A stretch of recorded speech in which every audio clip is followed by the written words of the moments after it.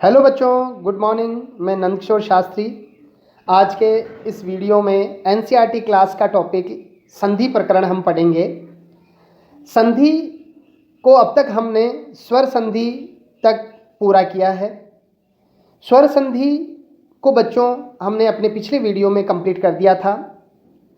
जैसा कि बच्चों आपको पता है कि हमने स्वर संधि में जो दो वर्णों का मिलान कर रहे थे वो केवल स्वर का स्वर से ही कर रहे थे। जैसा कि आपने दीर्घ संधि में ई का ई से किया था, जैसे गुण में आपने ए और ऊ से ओ बनाया था, ऐसे ही अर्थात स्वर का स्वर से मेल हो रहा था। जैसे अयादी संधि में ए के बाद ए था या कोई भी स्वर था। तो कहने का मतलब है कि स्वर संधि में जो दो निकटतम वर्ण थे वो आप मिला रहे थे। तो इसका मीन ये हुआ कि स्वर संधि में स्वर का आपस में स्वर से ही मेल हो रहा था, इसलिए वो स्वर संधि थी। लेकिन आज हमारी जो संधि है वो है बच्चों व्यंजन संधि। देखिए इसके नाम से व्यंजन, अर्थात अब जो हम पढ़ेंगे वो व्यंजनों पर आधारित संधि होगी। अर्थात व्यंजन जैसे क वर्ग क छ, क ख ग, च वर्ग च छ ज य, ट त प, ये जो व्यंजन हैं इनका आपस में किसी व्यंजन से या फिर स्वर से जो मेल होगा उस पर आधारित आज की हमारी संधि होगी। तो उम्मीद करता हूँ आपको स्वर संधि के सारे भेद समझ आए होंगे और आपने उनकी अच्छे से प्रैक्टिस और मेरे वर्कशीट जो दी है आप उनका आंसर किया होगा। तो आगे बढ़ते के क्रम में हम शुरू करते हैं व्यंजन संधि। बच्चों, व्यंजन का व्यंजन से मेल होता है। किसी व्यंजन का, इसकी व्यंजन संधि की परिभाषा देखिए। अब हम आपस में व्यंजन को व्यंजन से मिलाएंगे या फिर किसी व्यंजन को स्वर से मिलाएंगे लेकिन जो पहला पद हो, संधि में दो पद होते हैं जैसे राम और अवतार, रामावतार, तो राम में जो होगा वो व्यंजन होगा। और परिभाषा देखें, किसी व्यंजन का किसी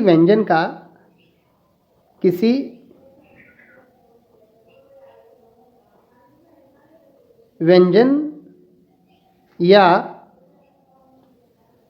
स्वर से मेल हो तो उसे व्यंजन संधि कहते हैं।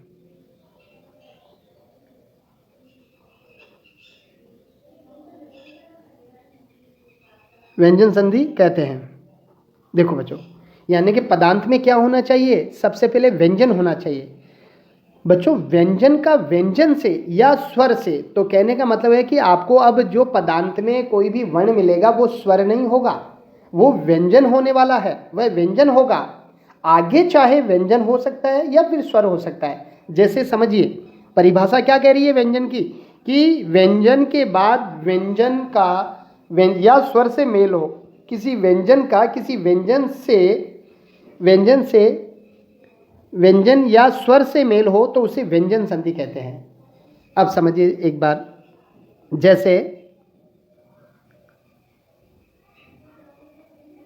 जैसे सत प्लस चित। देख समझिए बेटा, इसमें यहाँ पर पदांत में क्या है? त क्या होता है? व्यंजन, और वो हलंत है। यदि इसमें हलंत नहीं होता तो ये स्वर होता पूरा, इसमें अस्वर होता। लेकिन अब आपको इधर व्यंजन हलंत मिलेंगे, अर्थात उनमें स्वर नहीं होगा। तो ये समझिए यहाँ पर हलंत होने पर ये केवल व्यंजन है। अब आगे कुछ भी हो सकता है, इधर व्यंजन होना मस्ट है, इधर व्यंजन होना चाहिए पदांत में, आगे चाहे कुछ भी हो सकता है। अब इन दोनों को मिला दीजिए तो तय के बाद में च होने से, यहाँ पर मैं इतना ही समझा रहा हूँ कि यहाँ पर पदांत में तय होना चाहिए, तो रूप बनेगा सच्चित। दूसरा देखिए, वाक प्लस ईशः। समझिए पदांत में तो व्यंजन ही मिलेगा आपको, व्यंजन संधि में पदांत में व्यंजन ही होना चाहिए। तो जैसा कि आप कह देख रहे हो, कह यहाँ पर हलंत है और आगे ईश है तो आगे वो स्वर है। तो अब इसमें व्यंजन संधि में व्यंजन के बाद स्वर हो सकता है या फिर व्यंजन भी हो सकता है। जैसे यह है व्यंजन है, इधर स्वर है, तो कोई बात नहीं, रूप बनेगा वागीश। वाक क ग में बदल गया, वागीशः। ईश हमने मिला दिया। तो मैं जहाँ तक सोच रहा हूँ बच्चों, आपको व्यंजन संधि का अर्थ बोध हो गया होगा। अवबोध, व्यंजन का व्यंजन से या स्वर से मेल होना चाहिए। फिर समझ लीजिए, व्यंजन का व्यंजन से या स्वर से मेल हो तो व्यंजन संधि होगी। अब बात करते हैं आगे। अब व्यंजन के तो बहुत भेद है बच्चों, व्यंजन के बहुत भेद होते हैं, अनेक भेद हैं, लेकिन उनमें से कुछ चुनिंदा, कुछ महत्वपूर्ण भेदों को लेकर के आया हूं मैं। तो व्यंजन संधि में हम पहला भाग जो उसका है वो पढ़ेंगे इश्चुत्व संधि। कौन सी पढ़ेंगे? इश्चुत्व संधि पढ़ेंगे बच्चों। व्यंजन संधि का पहला भाग, पहली संधि है इश्चुत्व संधि है। समझिए इसको, जैसे बहुत सरल है, बहुत ही सरल संधि है बच्चों। बहुत सरल रूप में आपको समझाने का प्रयास कर रहा हूँ। जैसा कि आप इसके नाम से ही पता लग रहा है, इश्चुत्व यानी कि नंबर 1 श और नंबर 2 वर्ण है इसका च, यानी कि श और च बनता है, स और च बनता है, लेकिन पदांत में क्या होना चाहिए? या तो ये स होना चाहिए या फिर त वर्ग होना चाहिए। यानी कि पदांत में यदि स या त वर्ग, त वर्ग, वर्ग का मतलब सारे अक्षर त के, त थ द ध न, यदि पदांत में त वर्ग या स हो तो ये स श में बन जाएगा, ये श में बन जाएगा, और त वर्ग नंबर से अपने च वर्ग में बदल जाएगा। तो त वर्ग समझिए वापस, यदि पदांत में, इसका फर्स्ट नियम है इसका, यदि पदांत में स वर्ग हो या फिर पदांत में स हो या फिर त वर्ग हो, त वर्ग, वर्ग में पूरे 5 वर्ण आएंगे बच्चों, एक त ही नहीं आएगा, 5 वर्ण आएंगे, त थ द ध न। और आगे क्या हो? आगे यदि आगे श हो त वर्ग, तो आगे क्या हो? या फिर च वर्ग हो। तो ये स हो तो ये स इस वर्ग में स श में बन जाता है। ये जो स से सपेरा है वो श से शलजम में बन जाएगा, श से शीतल में। और नेक्स्ट जो त वर्ग है वो क्रम से, यदि इधर त है तो इधर च, वापस त का च हो जाएगा, और इधर त है, यदि त है तो क्रम से क्या हुआ? त का च हो गया। सेकंड त थ, यदि थ है तो इसे च छ, ये छ हो गया। त थ द, यदि क्रम से द है, क्रम से बनेगा, त को यदि ये त का पहला है तो ये भी च का पहला, यदि ये दूसरा है तो ये भी च का दूसरा। और त थ द तो छ छ ज, त थ द ध, यदि आगे ध हो तो इसका भी चौथा च छ ज झ, त थ द ध न, यदि पदांत में न हो तो इसका भी च का छ छ ज झ य। तो इस तरह से बच्चों, यदि पदांत में त वर्ग हो और आगे च वर्ग हो तो त वर्ग च वर्ग में नंबर से बदल जाएगा। यदि यहाँ पर न है तो इधर च वर्ग है, तो त अपना जो ये नंबर यहाँ पर होगा उसी नंबर का च वर्ग का बन जाएगा। एग्जाम्पल देखिए, जैसे यथा, जैसे बच्चों मैंने लिखा सत प्लस चित। समझिए बच्चों, पदांत में क्या है? त है, आगे क्या है? च है, तो कौन सी संधि हो गई? इश्चुत्व संधि। क्यों? क्योंकि त के बाद में च हो तो इश्चुत्व संधि होती है। तो क्या करेंगे, ये त जिस नंबर का अक्षर है अपने वर्ग का, उसी वर्ग का च का बन जाएगा। तो त कौन से है? पहला, तो च का भी पहला हो जाएगा। तो स त की जगह क्या हो गया? त वर्ग किस में बदलता है? इसमें, च वर्ग में। तो त अपना ही पहले नंबर के कारण ये भी पहला बन गया, सच्चित रूप बन गया, एज इट इज। बाकी तो एज इट इज मिला दीजिए। ये लीजिए, नहीं आया समझ में? एक एग्जाम्पल और समझिए बच्चों।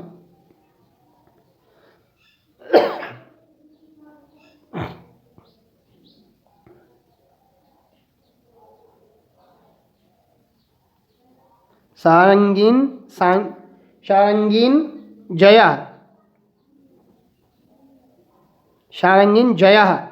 बच्चों यहाँ पर पदांत में ये न है, आपको ज्ञात है कि न किस वर्ग का होता है, त वर्ग का।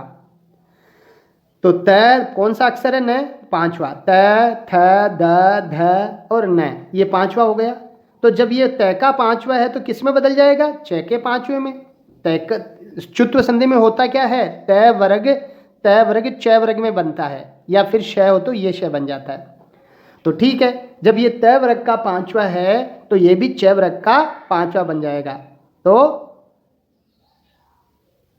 शांगीन, न को किस में बदल दिया हमने, पांचवे में। तो न बदला पांचवे में, पांचवा कौन सा होता है ये देख लो, यहाँ पर न का पांचवा यह इस तरह से, ये तो यहाँ पर मैंने न को ये में बदल दिया, सांगीन, बाकी एज इट इज जय, इस तरह से सांगीन जय, इष्टुत्व संधि।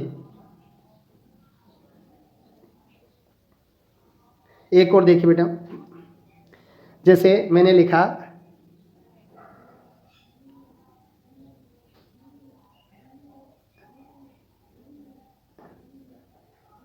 रामश प्लस आगे च वर्ग होना चाहिए, चिनौती, आगे च वर्ग होना चाहिए। तो यहाँ पर क्या है, स, और आगे क्या होना चाहिए, स या च। तो ये क्या हो जाता है, रामश्च। जब ये स है और आगे च वर्ग है तो भी स कौन से वर्ग में, इस स में बन जाएगा। ये पहला, यदि पदांत में स हो, ये रस है, और आगे श या च हो, च है कोई बात नहीं, तो स किस में बनता है, छ में। तो यहाँ पर शीतल वाला श आ जाएगा। तो राम, इस स को हमने इसमें बदल दिया, बाकी मिला दीजिए, चिन्होते एज इट इज, रामस चुनौती। एक अन्य उदाहरण देखिए बच्चों,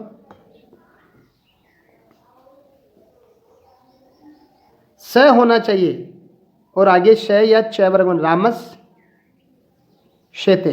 क्या हुआ, पदांत में स है, हलंत होना चाहिए, नहीं तो हलंत नहीं करोगे तो पूरा स्वर आ जाएगा, इसमें स्वर संधि हो जाएगी, और जो कि स्वर भी नहीं होगी क्योंकि आगे स्वर होना चाहिए।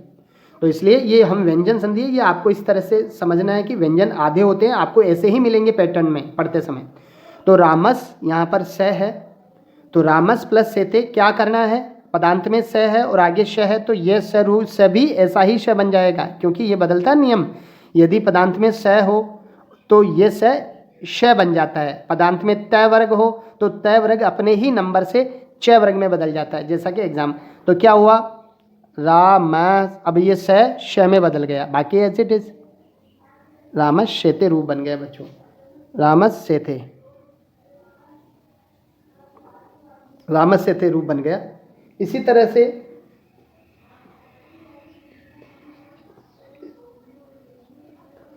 एक उदाहरण देखिए बच्चों, सत प्लस चरित्रम, पदांत में क्या है, त, आगे क्या है, च, तो कौन सी संधि हो गई, इष्टुत्व संधि। क्यों, क्योंकि त के बाद में क्या आना चाहिए, च, तो आ गया त के बाद में च, इष्टुत्व संधि। नाम याद भी हो गया आपको। क्या करते हैं इष्टुत्व संधि में, त वर्ग को नंबर से उस च वर्ग में बदल देते हैं। तो स, अब त वर्ग नंबर 1 है तो इसी का च बन जाएगा। जब ये नंबर 1 त अपना फर्स्ट है तो च भी फर्स्ट हो जाएगा। तो सच, त को च में बदल दिया, नंबर से बदलना है। मान लीजिए यहाँ पे द होता, सद होता, तो हम इसको ज फिर हम च नहीं बनाते, क्यों, क्योंकि त थ द 3 नंबर का है, तो च वर्ग भी 3 नंबर का होता, तो ज आ जाता, सज, सज्जन जैसे आप। तो सत प्लस चरित्रम, तो पहला है तो सच्चरित्रम बन जाएगा बच्चों, सच्चरित्रम, बाकी मिला दीजिए। बस पदांत का ध्यान रखिए, मध्य में क्या है। अब आपको संधि विच्छेद करना है, मान लीजिए परीक्षा में ही आ गया, सांगीन जय आ गया, सारंगीन जय आ गया, तो सारंगीन जय में क्या करेंगे, पदांत में देखिए आपको व्यंजन संधि में व्यंजन आधा ही मिलेगा, तब आपको ये सारंगीन जय है, तो इसमें आधा मध्य में क्या है, जय अपने आप में संपूर्ण निकल रहा है, सांगीन, तो ये दिख रहा है आपको, ये। अब आप पता कर लीजिए ये कौन से अक्षर का है, च वर्ग का। तो कंफर्म हो जाइए कि जब च वर्ग बदलता है त वर्ग में, तो लेकिन आगे होना क्या चाहिए, च वर्ग होना चाहिए। तो ये लो, इसका मतलब श्योर है कि इसमें ष्टुत्व संधि है। ये च वर्ग का अक्षर होना चाहिए ना आगे, तभी तो तय वर्ग अपने च वर्ग में बदलेगा। तो यहाँ पर ये समझिए इसको, यहाँ पर ये आधा है व्यंजन, इसका मतलब ये व्यंजन संधि है। अब इसमें क्या आइडेंटिटी लगाएं, ये लगेगी कि ये पांचवा अक्षर है ये च वर्ग का है, यानी कि च वर्ग बदलता किस में है, तय वर्ग में, तो इसको तय वर्ग में बदल दो वापस। जब ये और ये पहचान के लिए एक बार और देख लो कि आगे च वर्ग होना चाहिए, तो है च वर्ग, तो ठीक है। जब ये पांचवा है तो इसी का तय का पांचवा क्या हो जाएगा, न, तो इसको हमने न में बदल दिया। क्यों? क्योंकि हम तय अक्षर को च अक्षर में बदलते हैं नंबर से, तो ये पांचवें नंबर का होने के कारण हमने इसको पांचवें में बदल दिया, न आ गया। तो सेम थिंग है बच्चों सब में, नंबर से आपको तय वर्ग आगे का च वर्ग में बदलना है। यहां पर तय वर्ग जिस ऑर्डर का होगा उसी ऑर्डर का ऑटोमेटिक च वर्ग बन जाएगा, दैट्स सिंपल। तो उम्मीद करता हूं बच्चों आज को आपको मेरा ये वीडियो पसंद आया होगा और आपने आज आपने इस वीडियो के माध्यम से ष्टुत्व संधि कंप्लीट की है पूरे कंटेंट के साथ। आप मेरे चैनल को निरंतर सब्सक्राइब और लाइक करते रहें, शेयर करते रहें, जिससे कि मैं और आगे आप तक मोर अपडेट टाइम से पहुंचाता रहूं। Thank you.